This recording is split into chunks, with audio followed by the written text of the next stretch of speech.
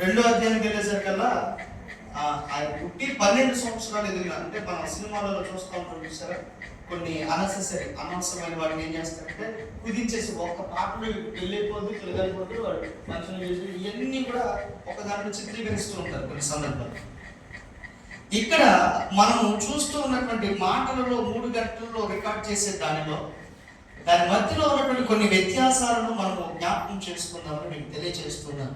ఇక్కడ మనం చూస్తే 6వ నెలలో గాబ్రియేలు దేవదూత గలిలయలోని నజరేతు అనేటువంటి ఒక ఊరిలో దావీదుకు సంబంధించినటువంటి వంశస్థుడైనటువంటి యోసేపు అనే ఒక పురుషునికి నిశ్చితార్థమైనది చేయబడినటువంటి ఒక కన్యక ఉందంట. ఆవిడ పేరు మరియా. ఒక మరియా పేరు కొరకు ఒక హిస్టరీ మొత్తం రాసుకుంటూ రావాల్సి వచ్చింది. ఎలా రాసుకుంటూ రావాల్సి వచ్చింది అంటే, ఈ 26 పైవచనంలో కనబడుతున్నటువంటి కొన్ని విషయాలు ఏమిటంటే, బాప్తిజం ఇచ్చేటువంటి యోహాను గురించి కొన్ని విషయాలు అక్కడ కనబడతాయి. ఎలిజబెత్ గర్భవతి అయినటువంటి కొన్ని విషయాలు కనబడతాయి. అప్పటికి అది 6వ నెల, అంటే ఆవిడ 6వ నెలలో ఉన్నట్లుగా తెలుస్తూ ఉంది. ఇప్పుడు ఈ 6వ నెలలో గాబ్రియేలు దూత ఎక్కడికి వస్తుందంట, అక్కడ ఊరి పేరుకి సహా మెన్షన్ చేస్తుంది. మరియా కొరకు, మరియా అనేటువంటి ఒక కన్యక కొరకు చెప్పడానికి ముందు తన భర్త లేకపోతే భర్త ఉన్నటువంటి ఊరు ఈ సమస్తను కూడా తెలియజేస్తూ ఉన్నాడు. అక్కడ కనబడతా చూడండి, గాబ్రియేలు అనేటువంటి దూత గలిలయలోని నజరేత్ అనేటువంటి ఊరికి వచ్చిందంట. నజరేత్ కాదు, చూడండి, నజరేత్ అనేటువంటి ఊరిలో దావీదు వంశానికి సంబంధించినటువంటి ఒక యేషేబు అనేటువంటి ఆయనకి ప్రధానం చేయబడినటువంటి మరియా ఒక స్త్రీ, ఆవిడ పేరు మరియా. మీకు లిక్ అర్థమైందా?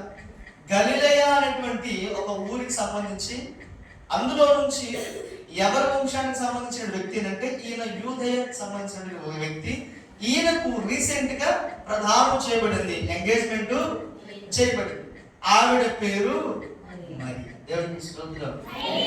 అయితే ఈవిడ ఆ దూత లోపలికి వచ్చి ఆమెను చూచి, దయాప్రాప్తురాలా, నీకు శుభము, ప్రభువు నీకు తోడై ఉన్నాడు అని చెప్పాను. దేవునికి స్తోత్రం. హల్లెలూయా.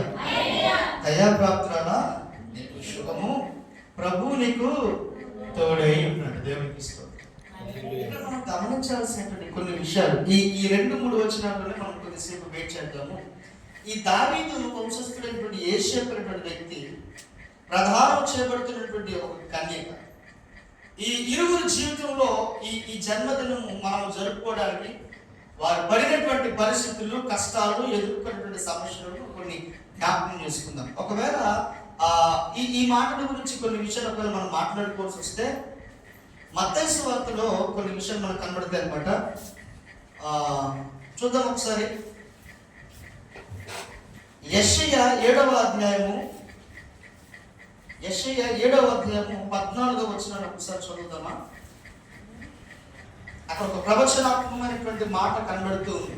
కన్యక గర్భము ధరిస్తుంది అనేటువంటి మాట, ఒక ప్రవచనంతో కూడినటువంటి మాట మనకు కనబడుతుంది. దాన్ని చదివి అప్పుడు మనం మత్తయి సువార్త వెళ్దాం. చెప్పండి. కాబట్టి చూపిస్తాడు ఏంటి అంటే, కన్యక గర్భవతి అయి కుమారుడు కని దేవునికి స్తోత్రం. ఒక ప్రవచనాత్మకమైనటువంటి ఒక మాట ఏమిటయ్యా అని అంటే, ఒక స్త్రీ, ఒక కన్యక అక్కడ కనబడుతుంది. పురుషుని ఎరుగని వాడిని కదా అనేటువంటి మాట 2వ అధ్యాయంలో ఒక చోట కనబడుతుంది. ఈవిడ సిచ్యువేషన్ ఏమిటనంటే, దేవుడు ఈవిడ్ని ఎన్నుకున్నాడు, ఈవిడితో పాటు తన భర్తను కూడా ఎన్నుకున్నాడు. చెప్పండి, భార్యతో పాటు భర్తను కూడా ఎన్నుకున్నాడు. వీళ్ళని గమనించండి. ఈవిడ ప్రధానము చేయబడిన తర్వాత వారి ఇరువురు యాకము కాకమునకు మత్తయి సువార్త ఒకవేళ 18వ అధ్యాయం చూస్తే, మత్తయి సువార్త 1వ అధ్యాయం 18వ వచనంలో చూస్తే కనబడుతుంది, యేసుక్రీస్తు జనన విధానం ఎట్లనగా ఆయన తల్లి అయిన మరియ యేషేపునకు ప్రదానం చేయబడిన తర్వాత వారి ఏకము కాకమునకు పరిశుద్ధాత్మ ద్వారా గర్భవతి అయింది. దేవునికి స్తోత్రం. పరిశుద్ధాత్మ ద్వారా ఈవిడ గర్భవతి అయింది. ఈ మాటకు దేవదూత వచ్చి, అమ్మా నువ్వేం టెన్షన్ పడాల్సిన అవసరము, నువ్వేం భయపడాల్సిన అవసరము లేదు అని ఒక స్టేట్మెంట్ ని దేవదూత చెప్పి వెళ్ళిపోయింది. ఇప్పుడు చెప్పడము చాలా సులువు, అనుభవించే